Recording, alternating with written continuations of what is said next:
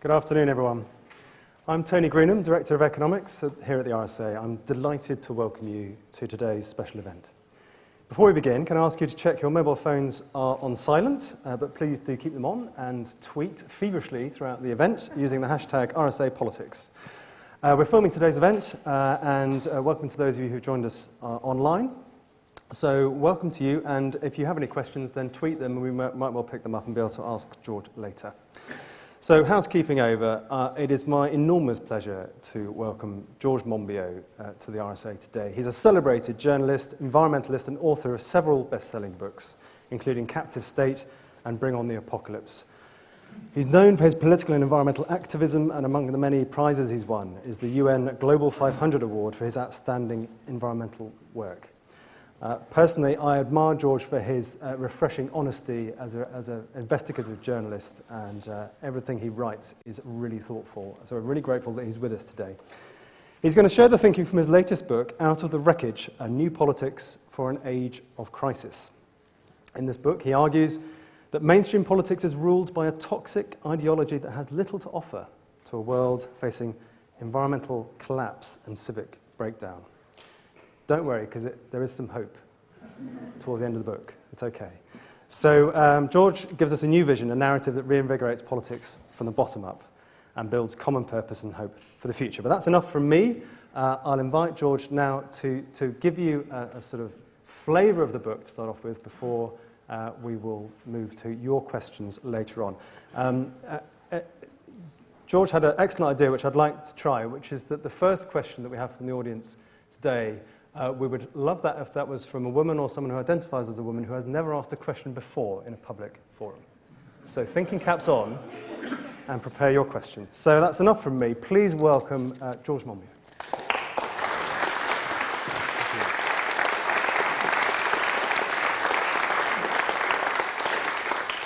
Thank you, Tony. Thank you, everyone. Don't despair. If you are staring at the brick wall and failing to see the cracks in it, it's simply because you're not looking at it right. However huge and overwhelming it may appear, there are always going to be cracks. And sometimes those cracks are manifestly evident in retrospect, but they're rather hard to see in the present. And you have to change the angle of vision. You have to step back. You have to look at it in a different way. Because one of the fundamental contentions of this book is that political failure is at heart a failure of imagination. It's because we are failing to see things in a new light, failing to apply new analyses, that we are failing to transform politics in the way that so often seems to be urgent, indeed desperate. And this recognition, really, for me, has been heightened by a number of observations, but they really concentrate around the idea that narrative is essential to all political transformations. It's not so much political leaders or political parties that rule the world as those who tell the effective stories. We are inherently creatures of narrative. We have an innate disposition to listen out for stories and use them to try to make sense of the world. When we look for sense, we're not really looking for sense of the kind that philosophers or scientists or mathematicians recognize. We're looking for narrative fidelity, because we use stories as a shortcut to understanding. If we tried to analyze the great streams of data that are coming to us from all angles, and I don't just mean figures, columns of figures, I mean all the stuff that's happening around us, and we tried to weigh up what's going on in a scientific, rational, mathematical way, and say, well, on this side of the equation we got this, and on that side of the equation we got the other, so what's the sum of all these parts? We would just be completely confounded by life. You couldn't get out of bed because you'd be overwhelmed by the amount of stuff that's coming at you. So instead, we use this shortcut, this heuristic called the story, to try to make sense. And story is absolutely essential to making political sense of the world. And not just any old story. It's not just that our minds are attuned to narrative, they are attuned to particular narrative structures. This is why the same basic kinds of story are told again and again. Some people say there are 3 basic plots, some people say there are 5, some people say there are 7, some people say there are 9. There's never an even number, it's always... but basically, we just keep going back to particular narrative structures, and it does seem that we have an innate disposition to listen to those ones. But most excitingly and interestingly, perhaps, there is just one narrative structure which seems to work again and again in politics and indeed in religion, which we come back to over the course of centuries, over the course of millennia, as being the transformative narrative structure. And it's what I call the restoration story, and it basically goes like this. Disorder afflicts the land, caused by powerful and nefarious forces working against the interests of humanity.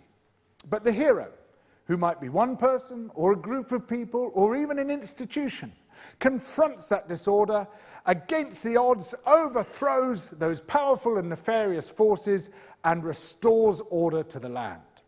It's the Lord of the Rings story, it's the Narnia story, it's the Bible story, it's the Keynesian story, it's the neoliberal story, it's the communist story, it's the fascist story. They all use it again and again in the totally different ways and for totally different purposes. Ideologies which are diametrically opposed to each other make use of that very same narrative structure, and it is the one that works.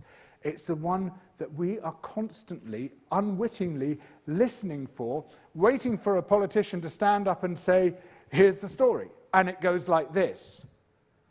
But because our political leaders and our political parties seem woefully unaware of the power of narrative in politics, they have failed to deliver this. And so we have a vacuum of stories. And what happens when you have a vacuum is that you stick to the old ones.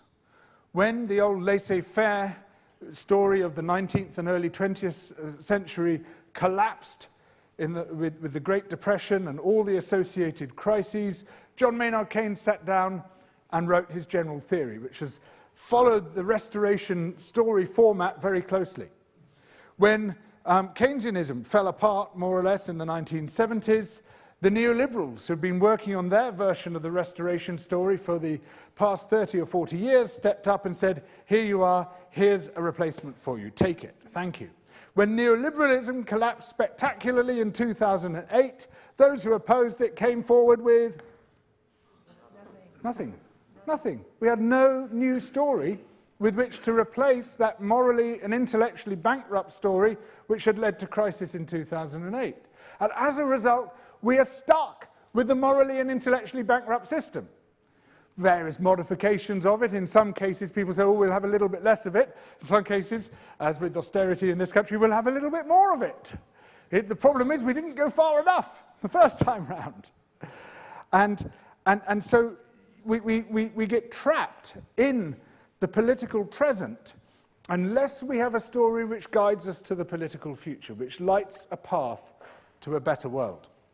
And so very briefly, I'm going to sketch out one possible story, and I'm not saying I've got the answer and that it's the definitive story and there isn't any other story, because in a way this is a challenge to people to say, this is just a sort of basic template I'm throwing out here, and if you can do better, no one will be happier than me. So use it as a sort of launch pad for developing either the story which I'm putting forward or replacing it with a better one. But don't discard the basic fact that we need a new story. So it goes something like this, following the Restoration story template. The land has been thrown into disorder by the powerful and nefarious forces of neoliberal billionaires, the think tanks they've set up, the tame journalists and politicians who they effectively own, the academic departments that they've sponsored, telling us that we are and should be alone, that society is best when it is atomized, that collective action of any kind at all is effectively illegitimate. Politics itself is effectively illegitimate because the market should determine how society evolves. And anything which interferes in the market, such as taxation, such as regulation, such as trade unions, is an illegitimate interference in the discovery of who the natural winners and the natural losers should be. And the natural winners, obviously, are the billionaires, and they're the people who win because they're supposed to win, because in the Darwinian system that they conceive society as being, they are the people who are meant to come out on top,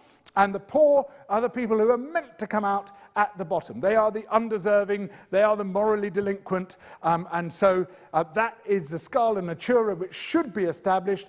If, through taxation, regulation, trade unions, and the rest of it, you try to interfere with that, you will corrupt society and throw it off course and ensure that bad outcomes, such as collectivization leading to totalitarianism, will inevitably ensue. That is their story, and it is a story which, to varying degrees, we have absorbed. We have come to believe, we have come to accept, so that it's not only that the rich congratulate themselves on their own success, even if daddy paid for a very good school and they had fantastic social contacts and a huge inheritance and all the rest of it. Donald Trump, take note. It's also that the very poor blame themselves for their situation, because the whole media and political discourse is saying, if you're unemployed, never mind structural unemployment, there's no such thing, it's your fault. If your kids are obese, never mind the fact that you live in an obesogenic environment where some very, very clever people with PhDs in neuroscience and psychology are working out how best to market and advertise really crap food to your kids. It's your fault. If you can't find a decent house, never mind the fact that there's a structural shortage of housing, never mind the fact that there's a speculative market in housing, it's your fault. If you run into debt, your credit card is maxed out, never mind the fact that you can't afford your rent, it's your fault. And so we have this situation where we all absorb the story and all replicate the story which the neoliberals tell. But we, the heroes of the new story, will confront these powerful and nefarious forces and, against the odds, overthrow them. And we will do so by creating a politics of belonging, a politics rooted in community and community action, which does not take all of its cues from some distant political authority and some distant centre, but can generate a lot of its own political momentum, will effectively transform society, re-establish the reality of society, the reality of community, on a generous and inclusive basis to demonstrate what community can really be, and in so doing, will restore order to the land. Well, this might take a little unpacking. So, very briefly, what I foresee is really 4 fundamental steps towards this sort of transformation, though there are many others and there are many variants, but just to give you a flavour of what I'm talking about. And the first is to create rich participatory cultures. And there's almost a science now of how to do this. There's a very interesting report published by Lambeth Borough Council, 400 pages of it, showing from all around the world how you can best create a rich culture of participation within your local geographical community. And what they show is that you need a mixture of community initiatives, some sort of complex and specialist ones, some low commitment, low threshold things. Things like eating together. How many people here know the etymology of the word companion? Companes, with bread. It's absolutely fundamental to togetherness, is eating together. And yet here we are, so quaffing our microwave meals in front of the TV. That I think runs against the grain of our humanity. And getting people together in the simplest possible way to eat meals together, that is a great way of restoring community spirit. Shared childcare, shared making and mending, shared bulk buying. There's a whole load of ways in which you can start pulling people together. And what this shows, this Lambeth study, is that when you can get a penetration of community projects like that, which affects between 10 and 15% of the people in your geographical community, you get takeoff, the development of what it calls thick networks. And this is where it suddenly becomes the norm to be involved and becomes odd not to be involved, whereas in most situations today, it's the other way round. And so what you're doing here is basically creating the seed bed for the other stuff which I'm now going to talk about. So step 2 is using this stronger sense of ourselves as belonging to society, this knowledge that there is such a thing as society and it is a good thing, to then start to change the way we engage with politics. And the classic example of how this can best be done is in Reykjavik, where they've effectively transformed, since the financial crash, which, as you know, affected Iceland very badly, they've transformed the governance of their city. And they've done so by saying, we're more or less handing it over to you. You, the citizens, are going to come up with ideas for how the city can be improved. The rest of the citizens will then vote on those ideas.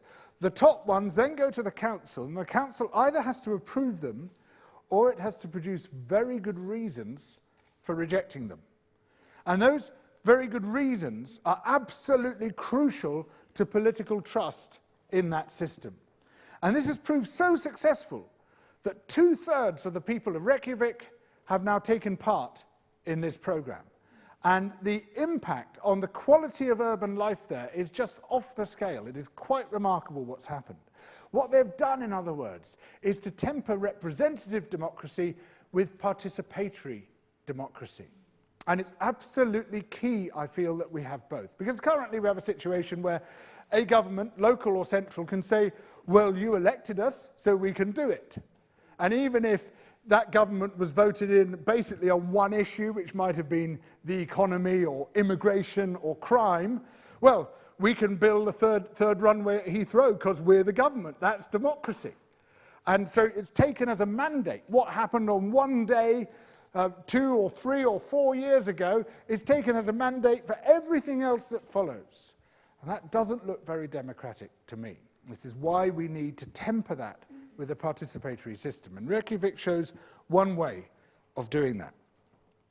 But then also, as well as affecting political democracy, I believe we need to engage at the level of economic democracy as well. Because if you don't do that, you end up with a tilted system where you might all be involved in trying to make democratic decisions, but some people still, through their economic power, are able to exercise tremendous political power over everyone else. And a classic example of what you can do to make economic decision-making much more democratic is participatory budgeting, of the kind which was pioneered in the Brazilian city of Porto Alegre. And in Porto Alegre, you have 50,000 people a year now involved in setting the budget. It might sound like chaos, but it's done very cleverly. There's a whole sort of brilliant sort of dendritic system of bringing in people from all the different neighborhoods, of weighting decisions according to which areas are poorer and the rest of it. And it, again, has transformed the life of that city. When you compare Porto Alegre with similar cities which don't have participatory budgeting, you'll see a massive improvement in sanitation, in sewerage and clean water, in primary health care, in primary education, a whole lot of other key indicators, infant mortality, maternal mortality, all of these things, massively better in Porto Alegre. You'll see corruption and clientelism has just disappeared. The mafia too has gone, because mafias survive and prosper where no one else is providing public services, and they say, well, rely on us instead. Suddenly, they don't have a role anymore. It's been transformative. But this affects, obviously, only the municipal budget and only the infrastructure part of the municipal budget. I would like to see the principle expanded, other parts of the budget, and expanded to the national level as well. So that's steps 1, 2, and 3. Step 4 is where we begin to get pretty radical. And this is to start moving into a sector of the economy which has been fundamentally neglected. When we position ourselves politically, we tend to do so along one axis. It's got state at one end, it's got market at the other. And if you're on the left, you say, I want more state and less market, and if you're on the right, you say, I want more market and less state. But in discussing it in those terms, we forget that there are actually 4 major sectors of the economy, not 2. One of them is the household, described by some people as the core economy. And by neglecting the household in our economic discussions, we tend to neglect the crucial economic role of women, who continue to be the major household providers, without whom, in the household, no other part of the economy could function. If your kids aren't taken to school and loved and looked after, if adults aren't cared for and provided with a stable domestic situation, then basically nothing else in society can function effectively. And so we neglect that. But even more, we neglect the 4th sector, which is the commons. How many people here would feel confident defining the commons? Was that half a hand? 2 halves, 2 halves. That's good. That's about average. That's pretty good. Thank you. It's amazing how little we discuss this sector. And it was once the major sector of the economy. All our land, all our natural wealth, just about everything was held in common. A commons, to give you a rough definition, consists of several things. There's a particular community which manages a particular resource, which might be a piece of land, it might be a river, it might be a fishery, it might be some software, but it's a particular community managing that particular resource. It is also the set of rules and negotiations that that community creates to manage the resource. And it is the fact that the resource is held in perpetuity. It is inalienable, it can't be sold, it can't be given away, and that any products from that resource are distributed on a shared basis equally amongst the members of that community. So what we're looking at here is a system that isn't communism and isn't capitalism. It's something entirely different to both. And it has, if we can revive it in interesting ways, potentially transformative effects. Now, I'll give you just one example of the sort of approach we could take. And I'm not saying this is the sort of approach which is necessarily fully worked and the right way to go, but it's an example of how transformative this can be. So let's look at the primary cause of inequality in countries like this one. It's not income, it's wealth in property. The top 1% on average have £15 million of landed property.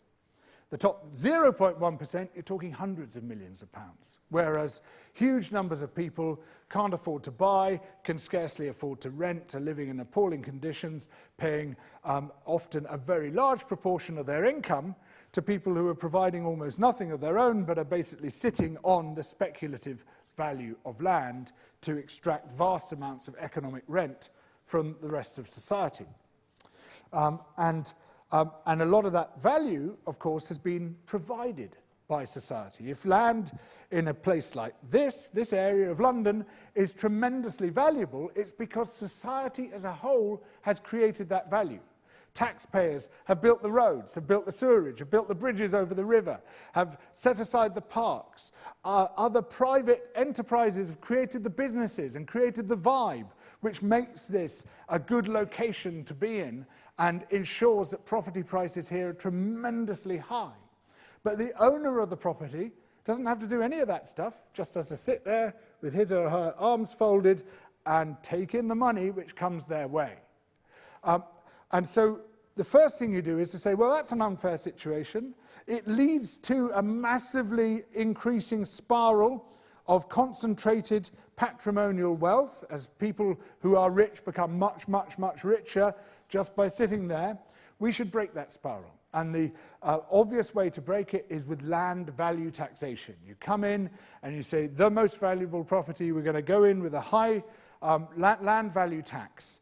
And that's going to do several things. First of all, it reduces the value of the land because its speculative value no longer goes straight into the pockets of the people who claim to own it.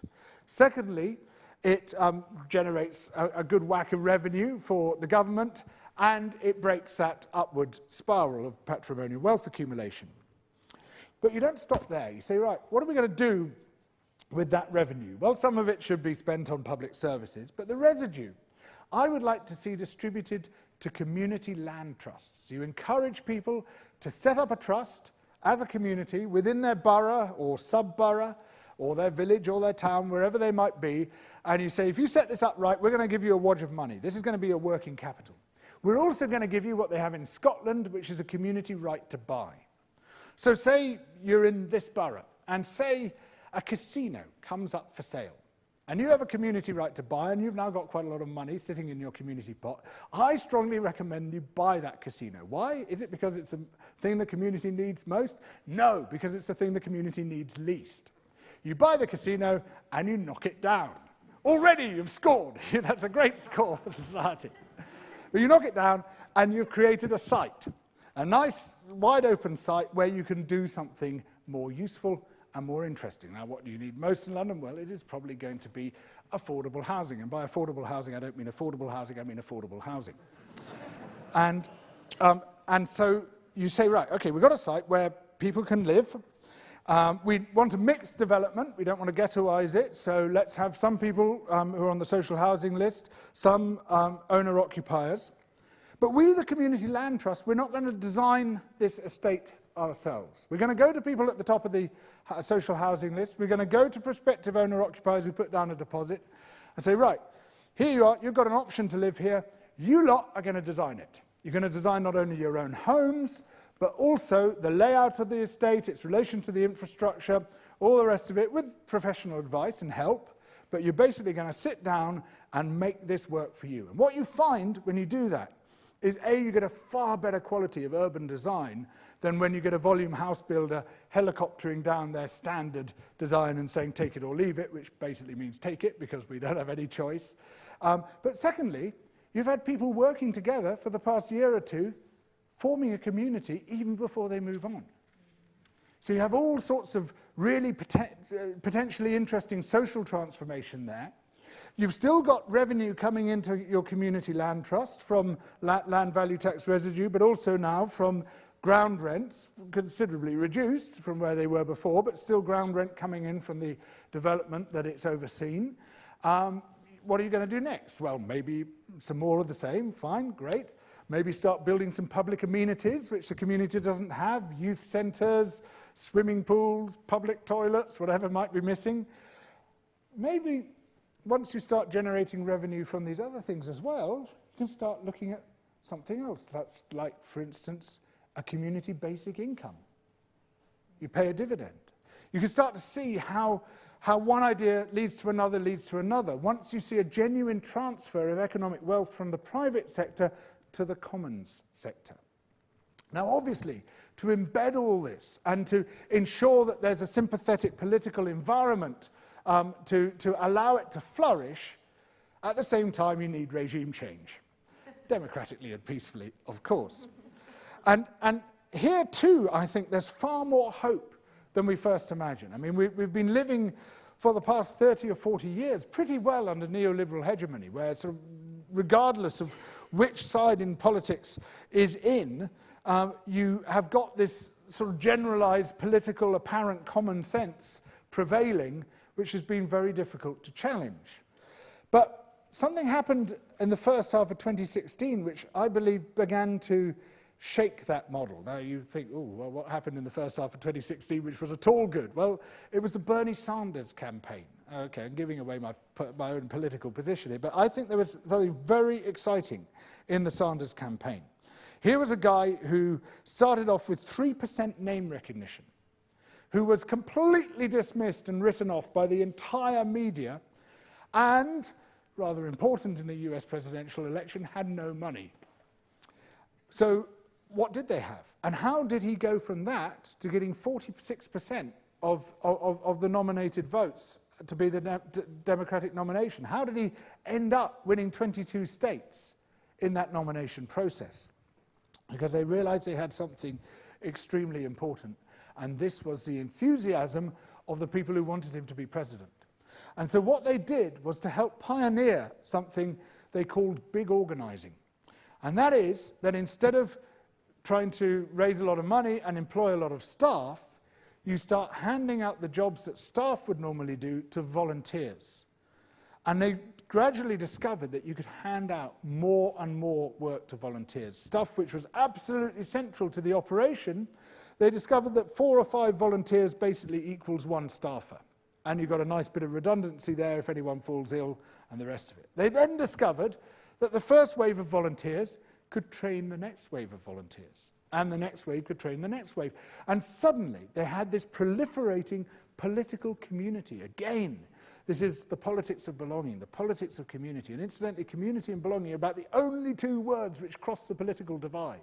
Regardless of who you talk to, everyone says, oh, community belonging. Yes, we go for that. We think those are good things. Very few other words will do that. And given that everybody now is more or less a floating voter, crossing that political divide is absolutely essential.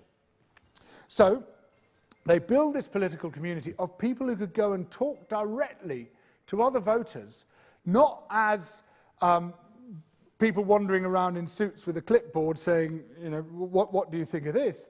But members of the same community who are saying, yeah, I feel your pain because it's my pain too. Yeah, actually, we've got the same landlord, and isn't he a total shit? You know, and you've got that instant connection that you don't normally have in politics. And though they had a very short run at it, and though it was a sort of like a giant live experiment while it was going on, they managed, during that short period, to have 100,000 volunteers organising 100,000 public meetings and speaking directly to 75 million Americans. 4 more weeks, they reckon they would have spoken to every accessible adult in America. And then it's very hard to see how Hillary could have resisted that, and it's very hard to see how Trump could have resisted that, because the momentum was just extraordinary. If you saw the graph of Sanders' support, it was doing this, and then in the last few weeks of the campaign, this, as the big organising model kicked in. Well, I read a book by 2 of the Sanders organisers called Rules for Revolutionaries, which I found quite exciting. And just before, I happened to read it just before Theresa May announced the election here in the UK. And I thought, well, everybody's writing off Corbyn, but what if Labour were to deploy these big organising techniques? So I made this little video for The Guardian saying, look, Labour could clinch this if it did what the Sanders campaign did, even though it's only got 6 weeks. And you know how you should never read the comments below the line, any article or video you write. But I got this sort of fatal attraction. I could never stop myself from reading it. And it's always so depressing. But this time, there wasn't a single positive comment. About the kindest thing was, Monbiot has totally looped the loop this time. That was about the most polite of the comments under it. And I thought, oh, God, why did I make that video? Talk about wishful thinking. Oh, what a fool. Because, of course, the only debate being had at the time was, is the Tory majority going to be 100 or 120? It was the only valid debate to be had. Little did I know, and this had absolutely nothing to do with me, that while I was making the video, 2 Sanders organisers were in the UK talking to Labour. And Labour directly applied what they'd been doing through the Labour grassroots and through Momentum to do exactly the same thing as had been done there. And within those 6 very short weeks, rolled out that same programme. And the result was possibly the biggest surprise in history in British democratic politics. Quite remarkable, where they deprived the government of its majority and very nearly clinched it. Again, a couple more weeks, it probably would have been a different outcome again. So we see this potentially very powerful political tool.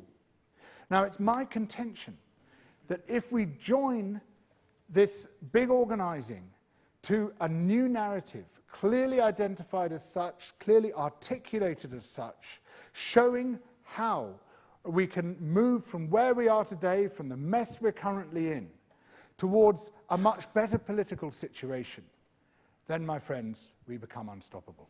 Thank you.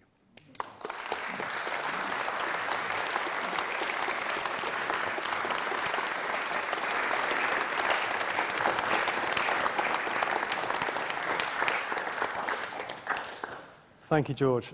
So I'm going to ask a couple of questions before we open out to the audience, where I hope people are, well, actually, I specifically hope the woman who's never asked a question before is preparing one.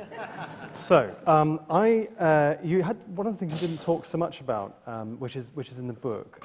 You explore the need for a new sense of belonging and how community is the place through which we will find our identity. It's no longer work or anything like that. But is there a tension there between allowing communities to be diverse, which you argue, you provide evidence for, it leads to sort of vibrant and healthy communities, whilst also having that strong sense of identity and belonging. So this is a question of place. And you, for example, mentioned the Nordic countries and their response to the Great Depression being rather different to here. But of course, Nordic countries, it is said, are quite homogenous, or were when this was developed. And so it's easier for them to have cooperatives and a strong sense of belonging and identity. So I just wonder, in a multicultural country as we are, particularly in big cities, that have changed a lot perhaps over the years, is that a resolvable tension between sort of conformity to a society and that diversity? Where does it well? I don't see there being an inherent tension there in the first place. I mean, for instance, if you look at the classic Commons, which is the allotment society which I belong to, where I've got my little fruit orchard, and this is on a site which has been there for certainly since the 1930s, I believe, and was one of those key places where during the Second World War people were digging for victory. We produced 1.3 million tons of food a year in this country by doing so, and every single speck of land was cultivated. And then that generation in the 60s and 70s started dying off. And it would have basically been abandoned and turned over to housing if it weren't for the Windrush generation and for South Indian people coming over and saying, we have a tradition of cultivation, we want to carry on doing so, and they took up those plots. There wouldn't be an allotment there at all if it weren't for them. Then, later, it was Eastern European people start taking up the plots. Then it was British hippies like myself who start taking up the plots. And what you find is that that diversity has created a resilience which would not otherwise have been there.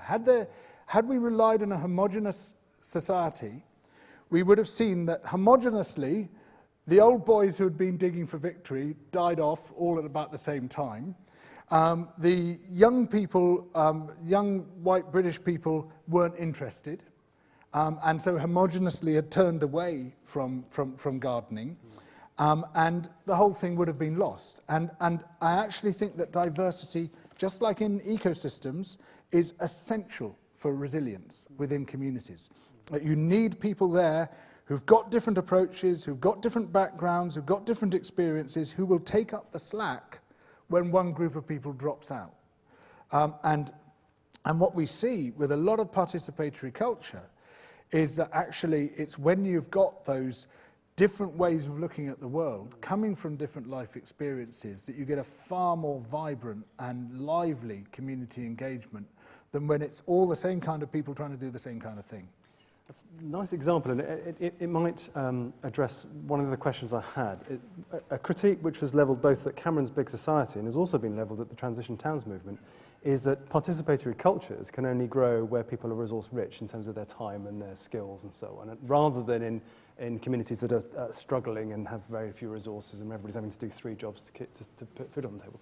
Do you see that as a danger, or do you think that actually you can grow them anywhere, even Well, this was very much a theme of the Lambeth report. How do you avoid what they call the urban middle class Facebook type community? I mean, it's not to say you avoid it, but how do you make that just one part of something much bigger, which is affecting, which is going to transform the lives, especially of those who need their lives most transformed, the people who've basically got nothing. And Tessie Britton, the author of the report, who's doing fantastic work in East London, developing precisely this, is demonstrating with her own work that you can actually build something much, much stronger and much more long-lasting with people who then come to use community initiatives as part of their survival strategy than with people for whom it's just a hobby. And she's, her lived examples of how you can do this through things which actually transform people's life prospects. So, for instance, being able to eat well and cheaply through eating together massively can improve your nutrition, can improve your understanding of food, can improve your children's nutritional health. Bulk buying together, we know all about the poverty premium and how people in poverty generally have to pay much higher prices for basics like food, but you bulk buy together and suddenly you're paying much lower prices. So stuff like that Shared childcare, another good example when childcare is often prohibitively expensive. That you have to be able to transform people's life chances through your community activity to really embed it and to really make sure that it takes off. Well, I think we will move to the audience now. So you caught my eye immediately, so I shall... I've asked a question once before. Once before, is that allowed? Can we have the microphone for the lady in the front, please? And I do identify as a female. George, I like the title, A New Politics for an Age of Crisis, but I think we're in an age of chaos. Can you help me understand how this would apply in that context? Because chaos theory reigns in a lot of ways here. So I'd like to hear your views on that. Well, of course, what we've got are multiple and interlocking crises, haven't we? The one uppermost in my mind is the environmental crisis, and it's not just climate breakdown. I call it climate breakdown because calling it climate change is like calling an invading army unexpected visitors. It's such a ridiculously mild term for what we're facing, isn't it? But, it's also the ecological cleansing of land and sea by the food industry. It's the growth of dead zones across the oceans, the plastic disaster, Insectageddon, as all the pollinators are white. I mean, there's so many disasters happening just in the environmental front. And then you've got the economic disaster of growing inequality, spiraling patrimonial wealth accumulation, the political disaster of basically we're told we're not allowed to do anything about all this, and we kind of believe that, and we stop coordinating effectively. There's so much coming at us at once, and this isn't even to mention the rise of fascism once more. But I see this, obviously there are elements of chaos there, but I see it as quite important to try and step back and separate out some of those threads, because in doing so you can start to see how by intervening at one part of this system you can potentially, in this complex chaotic system, create new emergent characteristics which then affect all other parts of the system. So, for example, a switch to a more commons basis for the economy has immediate environmental applications because you're looking there at inalienable resources held in perpetuity. So you automatically start bringing in long-term economic thinking, resource conservation.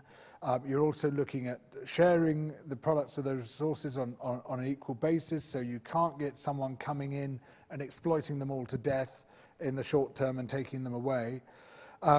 Similarly, by breaking the spiral of patrimonial wealth accumulation, you are going to be reining in the most destructive sector of all societies in environmental terms, which is the oligarchs, who, will, one oligarch basically equals one small African state, just about in terms of their environmental impacts. So we've got a complex set of problems. But I feel that a sort of the complex systemic approach to the solutions, especially if you start looking then at the sort of thing that Kate Rayworth is doing with donut economics, gives us a way in to lots of those different problems at the same time. And basically what we're looking for in all these cases is things which are socially transformative. Mrs. Thatcher once said, the purpose of economics is to change the soul. And that is what we need to be doing, but not in the way that she did. Thank you. Right, can I see some more hands then, please? I think we'll go... we're going to do single questions, by the way. So can I go to the gentleman there, please, next? Or wait for the microphone, please. Sorry, carry on again. Just finished working on a book in this area, which I'd really like to talk with you about afterwards. But my question is, I get the commons, I get household, i.e. civil society. You've talked a lot about markets and business in a positive way, but you haven't said very much about the state. And as somebody of 40 years of community development, working right in the local arenas, it's 700 plus billion at the moment. It's 5 million people. And I saw when they got loose in the 90s, pumping in quality, performance, IT, audit, service level agreements, and upending the whole infrastructure of all of those local public services, how that then started to become the air we breathe. So have you got something you've been thinking about which is to do with the sort of decisive role, I'd say, of those local public services in getting this shift? Because there are people in there actually doing a lot of shifting. Yes. Well, thank you. Yeah, I mean, the first thing I'd say is that I think all four sectors are important. And because I emphasise the commons and emphasise the household, doesn't mean that we don't also need the state and the market. I think, what we need is a far more balanced economy than we've got at the moment, balance between those four sectors. And at the moment, when people talk about a balanced economy or a mixed economy, they're just talking about the balance of state and market, and they're just ignoring the other two sectors. But you're absolutely right. I mean, the way the state interacts with these other sectors is decisive in almost all cases. And one of the tragedies we face at the moment, as Paul Verhaeghe has documented very nicely in his book, What About Me?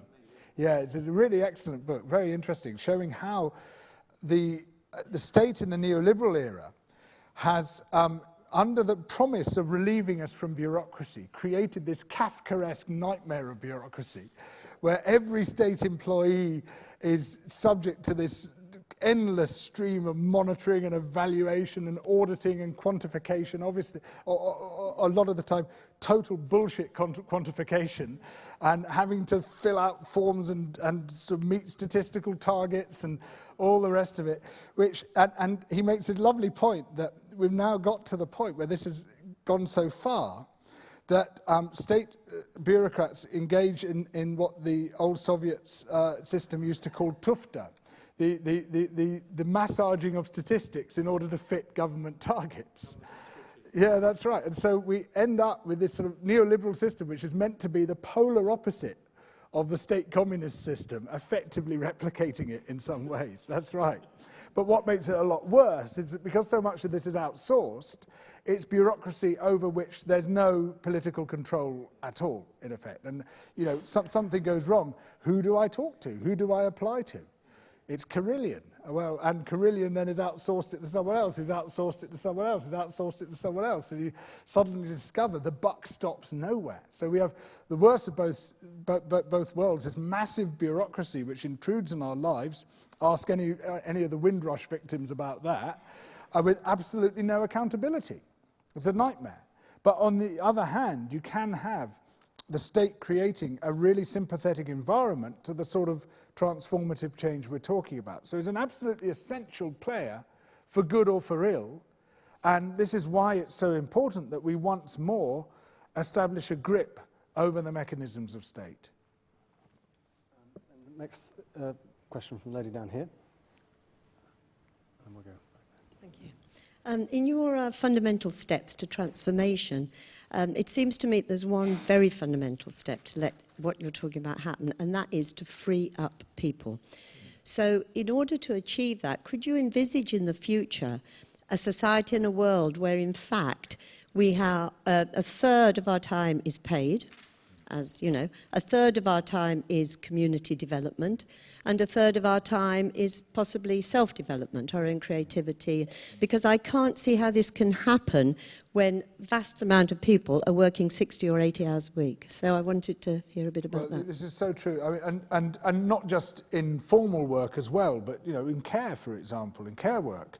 I was talking to one of my editors this morning about why don't we have this huge public uprising for better social care, because social care is so crap in this country, as you know. Well, it's because those involved in caring don't have any time. They don't have any energy. All their time is taken up in it.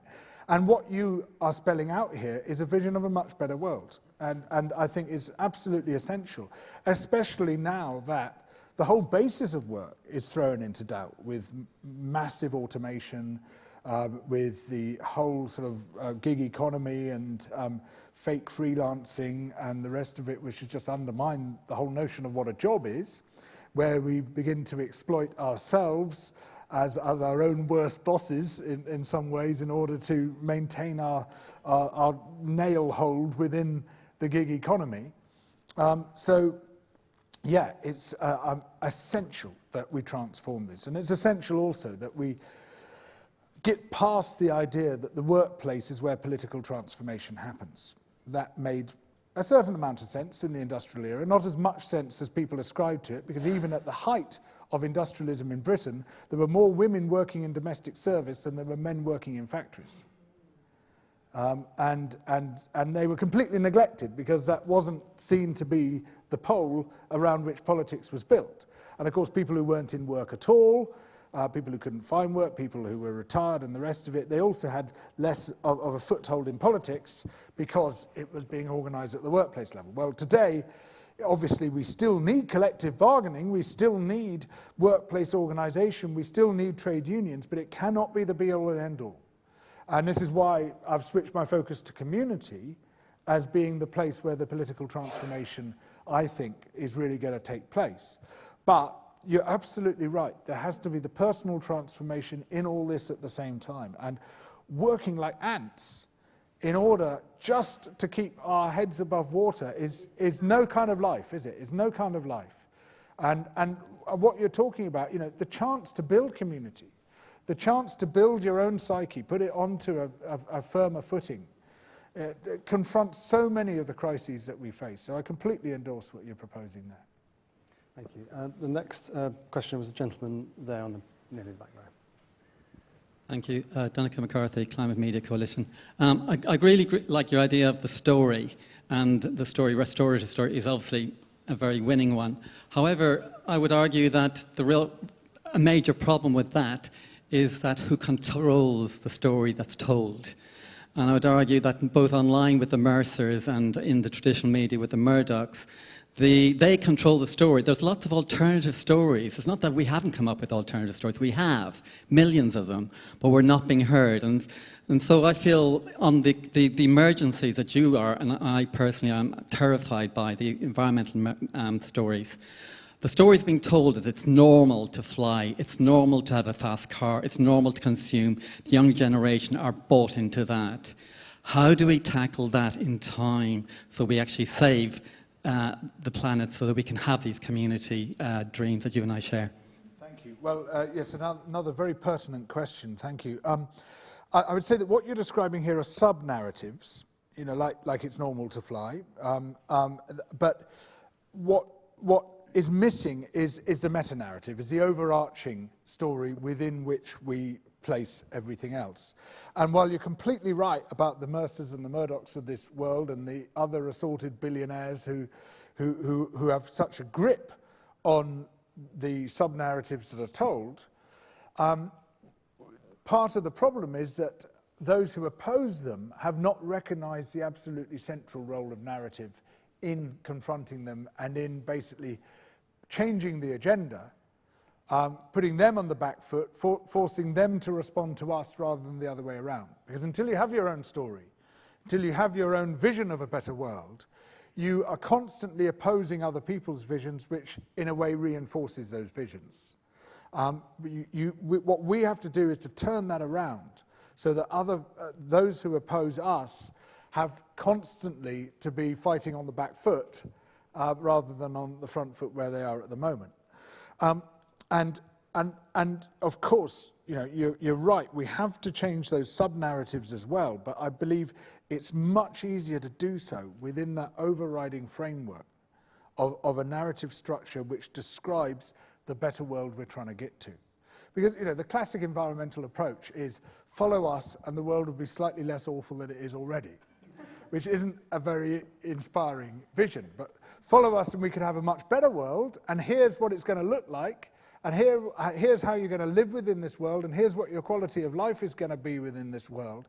Then you can sell those small privations, which you're asking people to accept, much more effectively than if you're not painting that vision of the better world. And you know, this, one of my previous books was about rewilding, and you know, as part of that positive environmental vision. But here I'm trying to embed this in a bigger political vision, which describes a better world in environmental, economic, and political, and indeed social and psychological terms as well. And I just think that's essential. I think that framing, that big framing, is absolutely essential to transformation. Thank you. It was the woman just next was the next question, and then. Very broad question.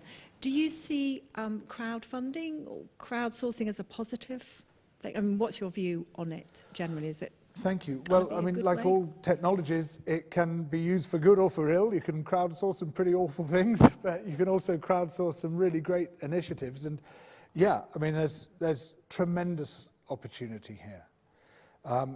Tremendous opportunity to crowdsource alternative media, to crowdsource social enterprise. It is amazing how people are prepared to give when they see something really exciting to give to. And most of the time people are a bit perplexed as to where to put their money, if they've got money. And they can very easily just sort of latch on to the first thing that comes their way and then afterwards think, oh, that didn't go very far. But again, I feel, you know, if you can embed what you're trying to do within this bigger narrative, and you can say, look, here's how we are building. You know, we're not just trying to stop plastic going into the rivers. We're trying to build this better world, part of which is going to be a world without plastic in the rivers. Then you can see, right, okay, that makes sense to me. I'm going to put my money towards this cause knowing that it's going to be part of a bigger cause. That's a slightly vague answer, but basically, yes to crowdfunding. I was thinking it's slightly surprising how many times you'll see a little plaque on a park or a museum which says erected by, or a statue erected by public subscription, parks bought by public subscription. So this was commonplace in the era of sort of Victorian municipalism. And I guess participatory budgeting is sort of formally embedding that in our modern state, isn't it? Yes, Yeah, I think that's right. And you know, and I don't see these things as being alternatives. I mean, it's not like they compete with each other. I think having the voluntary sector running alongside people's control of municipal budgets can only be a positive thing. This gentleman here was the next questioner.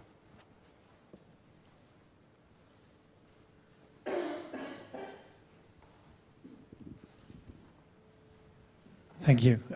My biggest concern that I'd like to share is about rules.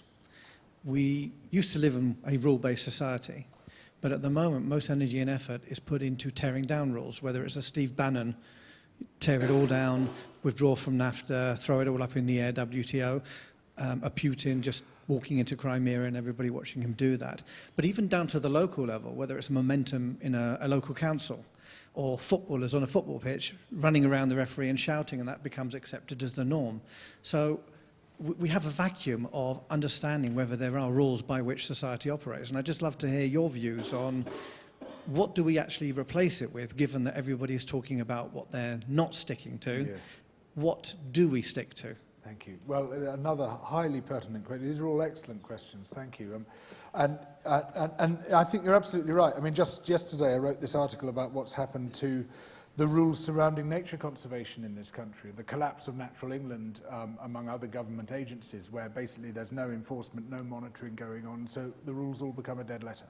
And that means the rich and powerful can get away with doing what on earth they want, which of course is the point. That's the whole point of it. The whole point of this tabloid war against red tape and the government's red tape initiative and all its deregulatory initiatives, previous governments as well, has basically been to free the rich and powerful from the constraints of democracy.